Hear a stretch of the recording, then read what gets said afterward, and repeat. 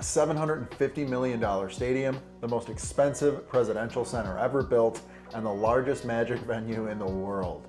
April is set to be one of the most important months Chicago has seen in years. In this video, I'm breaking down the biggest things happening right now and what they mean for the neighborhoods around them.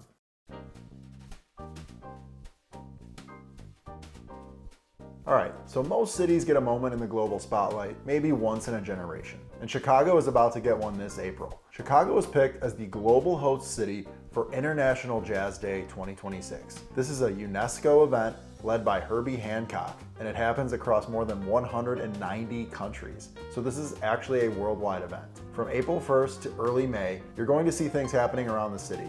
Concerts, masterclasses, pop-up performances, and youth programs. The big one happens on April 30th at the Lyric Opera House. That place holds more than 3,200 seats, and they already have more than 40 artists confirmed.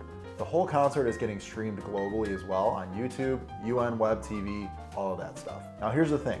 This is the first time this event has come back to the United States in about a decade. The last time it happened here was in 2016 in Washington, D.C., and the ripple effect is already happening. Downtown traffic goes up, hotel bookings go up, media coverage starts building. You start seeing Chicago show up everywhere again. But Chicago is about to be in the spotlight for tourists in a whole new way once the most expensive presidential library ever built opens. I'll show you that in a minute. But guys, I'm probably biased here because I live here, but Chicago's culture, it's just really on another level.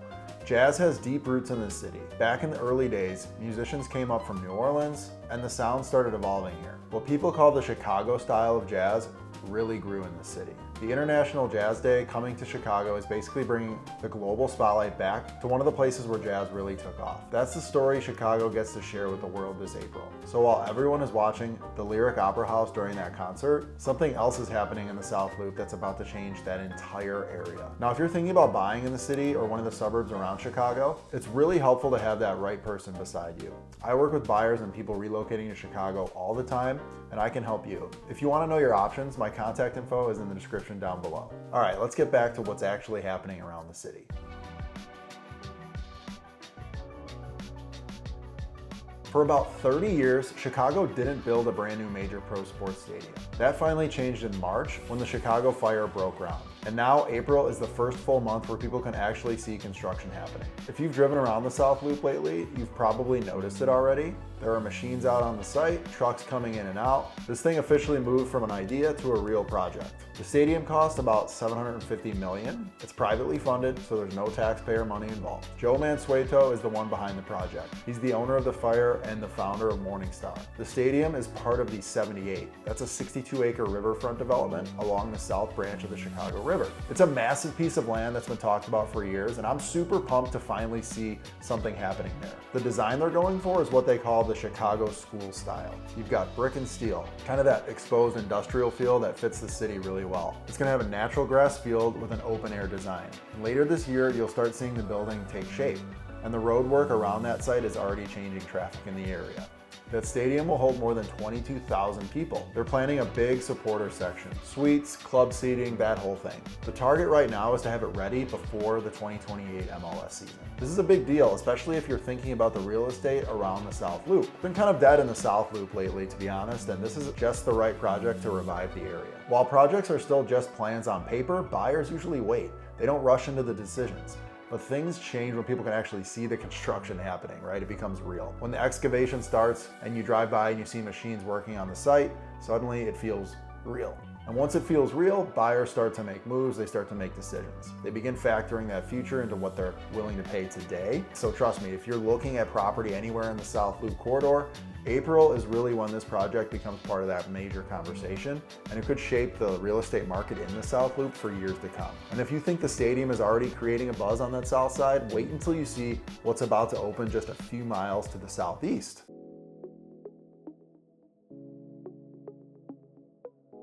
The Obama Presidential Center opens on June 19th. So April is basically the last stretch before the doors open. If you're not familiar with it, this is a new presidential museum and cultural campus being built in Jackson Park on the south side. It's a big site, about 19 acres, and the main museum tower goes up over 220 feet. The Obama Foundation expects between 600,000 and 760,000 visitors every year. The project is expected to bring in over $3 billion to Chicago's economy during construction in its first 10 years. And thousands of jobs are connected to it, including about 5,000 jobs during the construction and then around 2,500 positions once the center is open. And right now, they're finishing the interior spaces, putting the exhibits up in place, and then they're wrapping up the landscaping around the campus. Tickets for the museum should go on sale in May of 2026. Media attention's already picking up as well after Barack Obama posted a video announcement on March 7th that got picked up by major news outlets. And when something like this starts making national news, the ripple effect can be huge. And in a minute, I'll show you how one project can subtly bring life into an area every night and start moving the local economy around it. So stick with me. Now get this, the project doubled the original budget. Early on, they estimated it to cost around $300 million. Then it moved to $500 million when the design came out. By the time construction started, it was around $700 million, and now it's about $850 million. In the end, it'll be the most expensive presidential library ever built. You can already see the effect around the neighborhood though. Buyers are paying more attention to Hyde Park, Bronzeville, and Woodlawn. There's even a new 26-story hotel planned near that museum. And with all the visitors and tourists that are expected, people who own property around there are watching this pretty closely, obviously. When something this big is about to open, the whole area starts to feel it. It's a big project that's gonna bring a lot of people into this part of the city, right? So even before the doors open, the neighborhoods around Jackson Park, they're already moving. Now the Presidential Center, it looks like it's moving along pretty smoothly, but there's another big project in the city that's had a much rougher ride, and it's right in the River West area.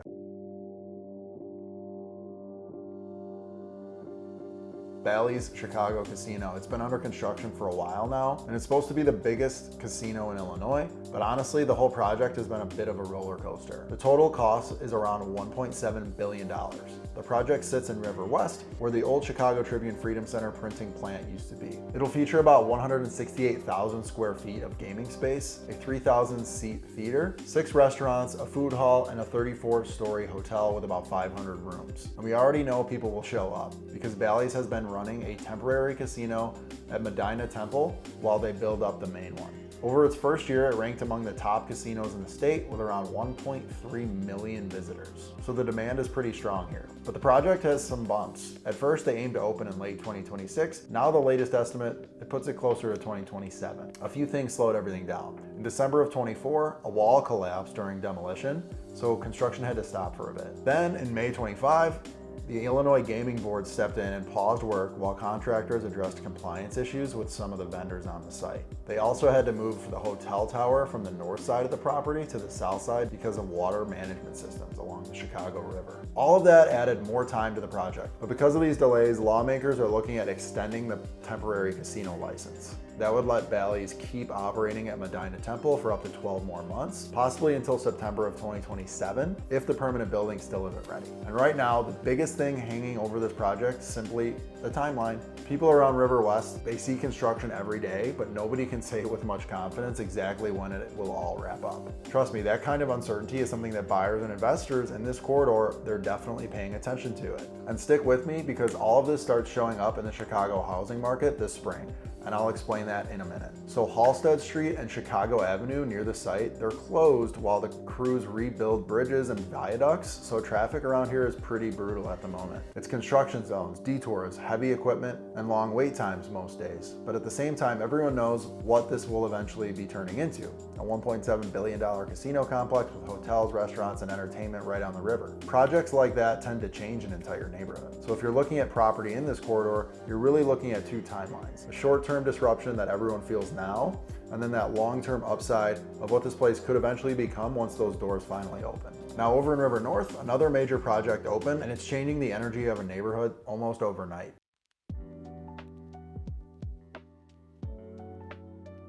So there's this mansion just off the Mag Mile that sat empty for years after the pandemic. But after $50 million invested, it's now reopened as the largest magic venue in the world. It's called The Hand in the Eye, and it's inside the historic McCormick Mansion at 100 East Ontario Street. The building itself is massive. It's around 36,000 square feet spread across 5 floors. It's It's actually about 10,000 square feet larger than the famous Magic Castle in LA, which is usually considered the gold standard for magic clubs. The whole place is built like a maze of magic shows happening at the same time. There's 7 different performance spaces inside. Some rooms are tiny where the magician is right in front of you doing close-up tricks, and others feel more like small theaters. But it's not just about shows. There's a lot of bars all over the place, the rooftop bars looking out at the skyline.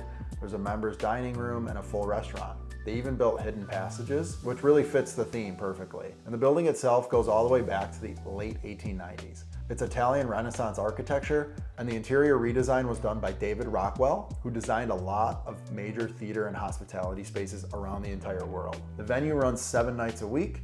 You buy 1 ticket and you move around the entire building during the evening. Different shows are happening in different rooms and you can reserve spots as you go. They also created a membership program, but you actually have to learn 1 magic trick to become a member, which I think is pretty funny. The Mag Mile has also been trying to rebuild foot traffic since the pandemic, and a place like this does help because it's operating every night. If you live in River North or the Gold Coast, this is suddenly a place you can walk to right from your apartment or your condo. And when you've got shows running all evening, you've got people grabbing dinner nearby, stopping for drinks after, taking Ubers, staying in hotels, it starts feeling like a whole downtown ecosystem again. Between the nightly crowds and about 200 people working there, you start to feel that kind of energy in the street pretty quickly. So now that you've seen what's opening and what's still under construction around the city, let's see what this all means for the market.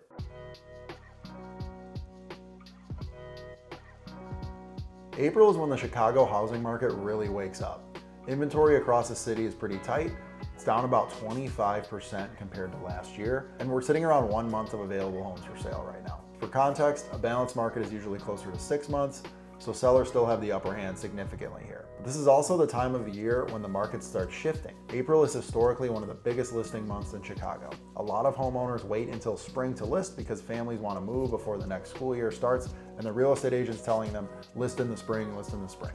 So compared to March, you start seeing a lot more inventory hitting the market. At the same time, buyers who paused their search during the winter, they start coming back out. Open houses pick up, showings increase, and homes that are priced well, they're gonna move really quickly. For buyers, this is usually when more options finally start appearing, but you're dealing with more competition as more buyers enter the market. And for sellers, it does mean more competition, even in a tight inventory market. You have other people in the neighborhood that are waiting to sell, and then they jump in the market in the spring as well. So you do have more competition with your listings, but you still have the upper hand as a seller due to the inventory scenarios.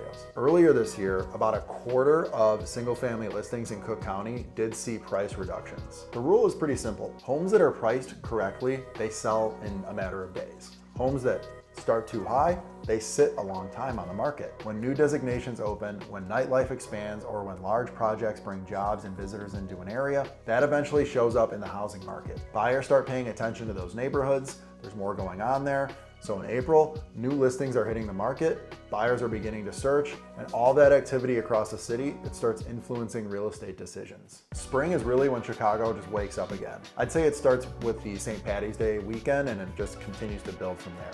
And with everything opening and developing in the city right now, it could be a really interesting season for buyers and investors. So this is a moment that's worth watching. If you want to get into this market before summer demand hits and inventory tightens further, shoot me an email at john@syntasrealestate.com or text me.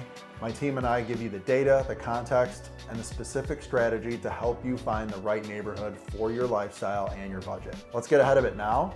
And if the Southwest suburbs are on your radar at all, check out this video that I linked about the transformation that's happening in Lockport right now. Thanks so much for being here, guys, and I will see you on the next video.